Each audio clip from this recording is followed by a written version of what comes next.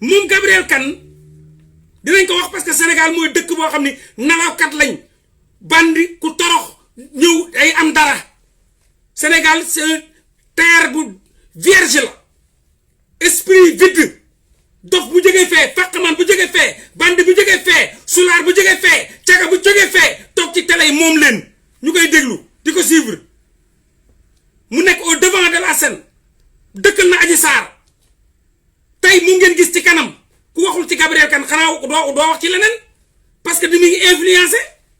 am na pouvoir boobu dama leen di woon ku torox kooku noonu ku tekkiwul dara tey lan la mujj doon ci yéen munu ko doon tubaab yi de munu ko doon ci tubaab yi de ci yéen la ko mun a doon loolu rek war na mun a jàngal bépp Sénégalais mu war a am jom ci boppam lu Sénégalais munul am France munu ko am Amérique da koy amee Sénégal mooy caapa yaasin dëkk caapa yaasin fu waay jóge am fa dara loo soxla am ko fa est-ce que nit yi nite nañ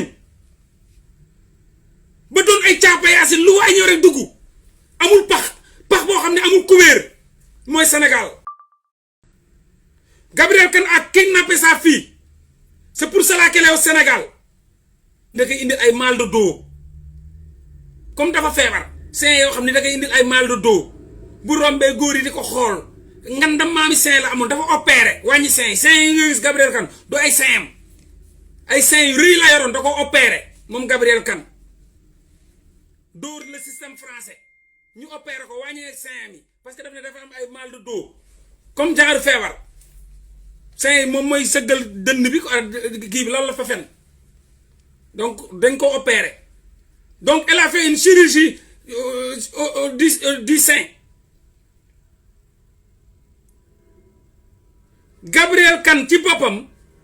devait se marier au mois de juin passé dernier avec Franck. Elle a tout acheté sa robe de mariée ay góor jigéen la jël depuis la France la Paris pour ñu doon ay témoins ay góor jigéen ñoom ñoo yàq sëy ba mujj ko sëy Franck da koo biiral mais mujj ñoo sëy ba suñ doon yàlla tey robe de mariage mi ngi yóbbu na ko Sénégal am na photo bu mu leen mës a wan nii di xula benn waaye wan ko photo loolu mooy robe de mariage ba ay góor jigéen la àndaloon dem ci magasin yi jënd robe de mariage tout ñooñu nag moo leen indi ñooñu ñoo woo Franck toog ak moom ne ko kii jigéen bu bono ngi nii boo ko takkee torox wutul lu dul xaalis sa xaalis bi bés bu ko waraxee cëy bu ci tegee loxoom góor jigéen yi ñoo ci génne Franck ñoo ko wax ne ko kii dëmm la bu la jotee da lay lekk du nit alal rek moo koy toppaloo ay nit góor jigéen yu mu jëloon ca Paris ñu ñëw war a doon témoin ñoo yàq sëy ba amut moom Franck dem porter ko plainte police Le Mans dans le 72 ne ko dem foofu ne kii sama concubinage dañuy concubiner donc moom dafa sama doom dafa nekk en danger ma nekk en danger parce que day naan sàngara nag du tox cigarette mais day naan sàngara Gabriel Kane day dóor ay day suul day naan day tat di wax rek loolu mooy problème am wax rek lay def bu mandee Gabriel Kane bu mandee xanaa nga escorte ci gémmiñ gi du arrêté comme Seku kenn bëgguloon ànd ak moom Le Mans parce que bu mandee moom mooy tàggoon ak sagom mandikat la du tox cigarette nag mais mandikat la moom Gabriel Kane jëndoon na sa robe de mariée y avait les góor jigéen comme témoin mais son mari a porté plainte en disant que sa fille est en danger qu'elle buvait trop d'alcool donc toute sa famille est en danger bu leen fàtte na Franck famille am bëgguñu Gabriel Kane ñoom mësuñu ko bëgg donc pas de mariage. C'est une fille qui croit gravement au maraboutage donc bu mu demee fenn dafa am cancer du sein déclaré ko ne day yóbbu doomam pour faju ji ci affaire mystique dina indi ak doomam ci la dawee yóbbu doom bi donc elle a kidnappé sa fille la fille de Franck. Gabriel Kane complexe la aliéné culturel la qui fréquentait jamais les noirs qui passait tout son temps à arnaquer ses amis ci la dawee dem Sénégal ñëw foofu ne féministe la musul doon féministe toute la vie de Gabrielle Kane amul féminisme Sénégal daal mooy càppa Yacine Ba dof bu jóge fee am fa dara mandikat bu jóge fee am fa dara sulaar bu jóge fee am fa dara caga drogue bu jóge fee am fa dara ci la xool gauche xool droite ne ah lan moo fi lu muy dox sax xaar Adji Sarr affaire Adji Sarr mu këf affaire Adji Sarr rek képp rek ne féministe gaa la féministe bii musul doon féministe toute sa vie xamul sax luy féminisme ab dóorkat bu mag a mag la elle n'a rien à voir avec le féminisme donc mu réclamer féminisme comme elle a besoin de briller loolu mooy visam elle a toujours besoin de briller d'être en haut au devant elle veut pas être une personne lambda wax naa leen Gabrielle Kane changé na turam wàññi na ay weenam yooyu yëpp def na ko trahir na jëkkëram bu ko fa indi dem di tëdd ak maire ba sénateur ba sénateur ba toll ci dund ak dee mu dem fa di ko ñaan xaalis bañ ne ko yaa ko rey nag yaa ko doggali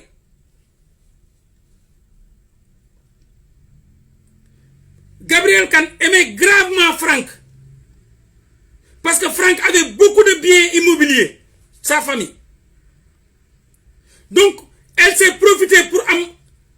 ak moom doom si concubinage bi le plus rapidement possible Franck moo ko mujjee porter plainte mu dof Franck fay changer serrure kër gi jël ay bagages Gabrielle Kane sànni ko ci mbedd mi tëj serrure bi tëj këram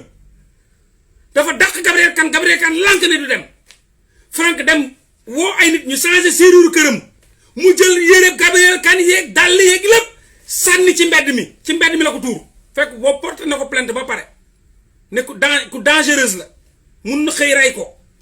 ndax nu muy mandee Gabrielle Kane ci la perdre 10 kilos en un mois 10 kilos nekk dépression elle était toujours bourrée am ay dépression bu ko jëkkëram bu ko kooku du jëkkëram de bu ko copain bi bu ko biiral dàq mu doon SDF ci mbedd yi di taxawaalu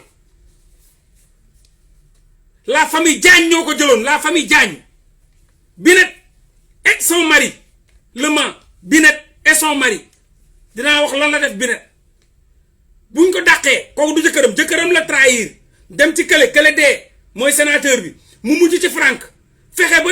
Franck biiral ko mu am ci doom mu bëgg a ñëw nangu ay accaparer ay bien wu Franck bien immobilier bi ba accélérer mariage robe boobu ba nii musul am Franck dàq ko muy bañ lu Franck porté ko plainte dem mbaambaalu le Mans la famille Diagne yaayam moo woote yaayam di woo yaayam di jooy yaayam moo woote la famille Diagne ñu dénk leen ko Binet et son mari fël ñoom ñu dénk ko ñooñu yor ko daf leen mujjee trahir la famille Diagne di ko présenté ay nit mu jaar ci suuf di yàq di la jéem a jëlaat keneen foofu keneen ku am xaalis bu ko jéem a jël foofu di yàq la famille Diagne donc ñu continuer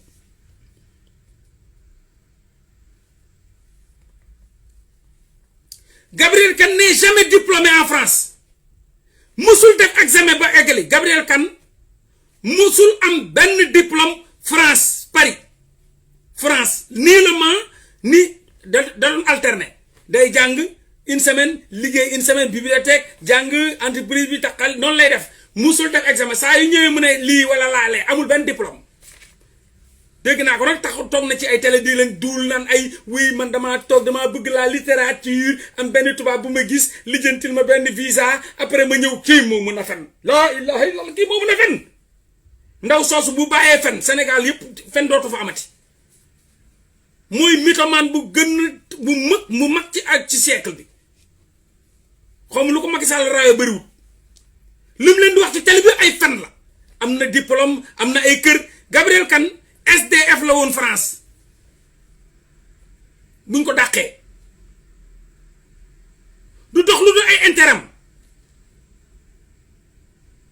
këyit la jëlee ci jëkkër ja ba mu ko amee ca la ko fa bàyyi dem ci sénateur ba mujj ci Franck profitard la Franck a changé les serrures de la maison jël Zia sànni ko ci bit mbedd mi muy wëndaalu te boobu fekk na mu loué le Mans mairie ba dem nañ mairie ba loué nañ salle mu jënd robe ba ànd ak góor jigéen ya lépp pare woon na lépp ñu annulé mariage ba dàq ko donc dañoo alterner école liggéey entreprise Paris des fois le Mans amul benn diplôme elle rentrait toujours le Mans day ñibbi bu demee Paris bu muy door a ñëw la doon bibliothécaire après muy liggéey di jàng lu mu wax Zia Jatu ñu naan ko Zia turam mi ngi tudd Zia Jatu tur boobu ça mu ne ça sonne arabe musulmane c'est pas bien vu en France lii la wax moo tax mu changé mu ne tur boobu ça sonne arabe c'est pas bien vu en France loolu moo tax mu tudd Gabriel ku toog seen télé nii da la wax ay waxu féminisme turam sax moom Zia Jatu moom assumé wu ko li ko bàyyam ak yaayam tuddee nee na ça sonne arabe c'est pas bien vu en France kooku mooy ñëw di wax ak yéen bay jiite naa ay libéré ay way justice pour justice yow sax dañ laa war a xeexal justice yow xanaa balaa nga wax justice Adji Sarr gars yi taxaw pour justice pour Zia Jatu justice pour Zia Jatu justice pour Zia Jatu non Gabriel justice pour Zia Jatu yow man dinaa créer front ñu xeexal la yow pour dindi sa complexe bi wéroo dof nga donc par complexe elle a changé son nom bu muy naturalisé au français ci la tuddee Gabriel en le cachant à ses parents elle avait honte de son prénom et pourtant elle est née musulmane et elle boit le Mans yëpp nee nañ mandikat la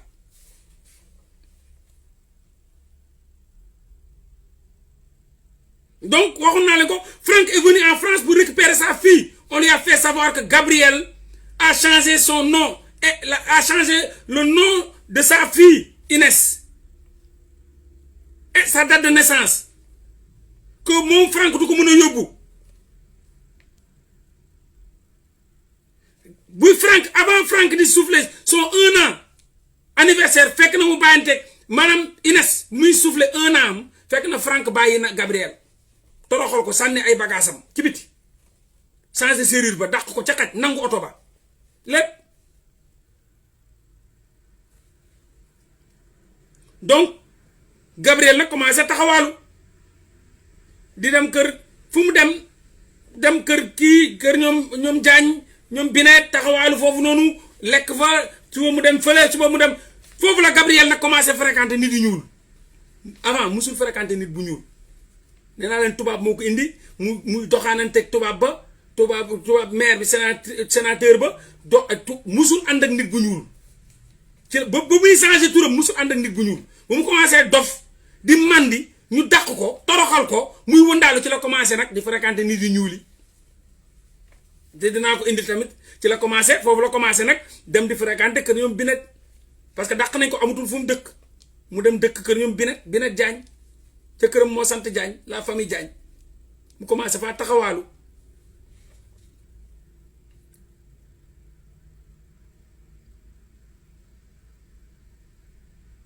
c'est une fille à problème wala le Mans yëpp wax nañ ko lii le Mans la jógee c'est une fille à problème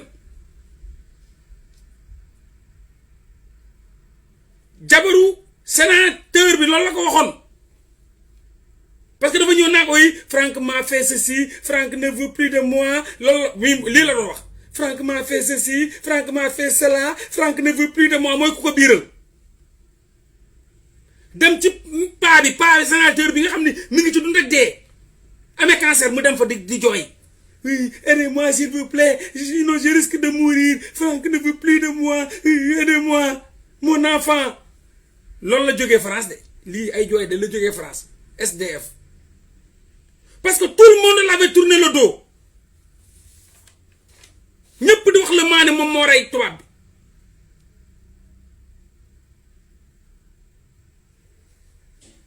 donc opportuniste la jot na def 2 rendez-vous ci franc-maçon yi dem leen laaj Gabriel Kane franc-maçonnerie la gën a xam que féminisme franc-maçonnerie da ko naan Elle s'intéressait beaucoup à la franc-maçonnerie. Elle lisait beaucoup des bouquins, des vidéos de la franc-maçonnerie. Il y a 2 rendez-vous. Malheureusement, intégré wuñ ko. Xeyna duñ jël jigen. Bu mu nekké sans domicile fixe, elle a tout fait pour mujj ci franc-maçonnerie. Bugulon and ak nit ñu ñuul. Malheureusement, elle a fait 2 rendez-vous chez les francs-maçons, mais on l'a rejeté. Franck avait 25 ans de plus que Ziadiatou Kane. Mais am nañ dom. Mais Franck ne le respectait pas. Diko toroxal, diko génné kër gi, diko dak ci xaj. Ci la nak Ziadiatou déclaré né dafa am cancer du sein. Né day yobbu dem faju wolof ci la dawé. Ba suñ jonn yalla tay néna France Olowar maa ngi ñibbi dóor na dóor toroxal na premier jëkkër ji waaye deuxième bi Franck 25 ans la ko magee nokk na ko dàq ko toroxal ko sànni ko mu doon SDF mujj ci la famille Binta Diagne la famille Diagne dem di leen suufu ba mu fa nekkee ñoo ñu présenté ko ay nit mu jaar ci suuf di leen doxaan di yàq famille Diagne Gabriel Kane ñi ko intégré moom bu mu commencé dof ak naanum sàngara gu metti ñoo ñu intégré ko mu dem di yàq seen der boobu ci ñu doon yàlla tey daa am ak ñooñu problème kon Gabriel Kane am na 2 rendez-vous franc-maçonnerie malheureusement mu kii donc Gabriel Kane ñëw na Sénégal Gabriel Kane wàcc daaw ca inondation ya Kër Massar fa la yaayam dëkk fekk kër ga fees dell ak ndox ma nangu kër ñoom Gabriel Kane ay njabootam di xuus yaayam di xuus mu xeex fa xeex bu métti ak yaayam xas leen te en tant que clandestin la jógee en tant que SDF la jógee France xam nga Sénégal ku fa ñëw réew ñëw Kër Massar ca kër yi inondé mooy Kër Massar jamonoy mbënd ba yéen a ngi fàttaliku ngeen doy gis gaalu looco ya ca la ñëwee moom Gabriel Kane bu mu ñëwee kër ga fees dal ak ndox elle s'est pris la tête avec sa mère ñu xuloo foofu tuuti ñu rayante mu toog fa yooyu ko di ko matt yooyu ñi di ko teg ci kawam mu xuus ca ndox ma jommi di saaga seen waa kër di saaga yaayam ci la dawee dem seen kër papam am na benn kër bu nekk Cambérène waaye kër ga dañ ko luye woon mu am fa pukus mu ñëw ñu génne kenn bàyyi ko fa mu am ca pukus xool leen Sénégal nan ngay mën a ree nan ngay mën a surgir quoi dëkku vrai dëkku dof la Sénégal dëkk munu ko gën a màgg dëkku cinématographique la Sénégal sa vie cinéma dañ koy dund chaque jour 24 heures sur 24 mu mujj dem Cambérène ñu génne benn client ca ñu luwee woon jox ko fa ab pukus mu commencé nag comme ni ma leen ko waxoon di fréquenter TFM toog fa waxi dof lu wax féminisme gars yi noonu quelle vie toog fa di fen am na ay diplôme am naa kër France am na lépp fen sénégalais noonu la commencé am tour donc elle s'est pris la tête avec sa mère ñu xuloo xeex ak moom donc ci la dawee dem Cambérène ba mu ñëwee foofu Cambérène tamit dafa ñëw bëgg a jël kër gi ñi mu bokkal bàyyi ne ko non moom mënoo koo jël famille bi ñëw tàngal fa ak moom tuuti ñu raayante ne ko kër gi doo ko jël pukus nga fi am parce que ñun ñëpp ñoo bokk bàyyi te fii suñu kër bàyyi la moomoo ko donc ci la Gabriel Kane nag di xool fan la war a sursauter pour mun a génnaat parce que sonn na trop France bu mu ñëwee Kër Massar mujj Cambérène mu metti ci moom kër famille ba donc Gabriel Kane di wër lu mu lekk ci lañ ko présenté nag sur le plat l'affaire Adji Sarr mu ne waŋ ne laa ilaaha illallaah buntoo ngi nii tekki mbaa dee loolu moo tax mu jël affaire ba tekki mbaa dee mu commencé dem ci télé comme Sénégal dëkku dof la fen loo leen di fen ay nii lañ ma yóbbee dama bëgg lecture fen rek lay def dama bëgg lecture mu paree lii laa def moo tax xam nga rek Pape Cheikh Diallo nga xam ne xamuñu dara duñu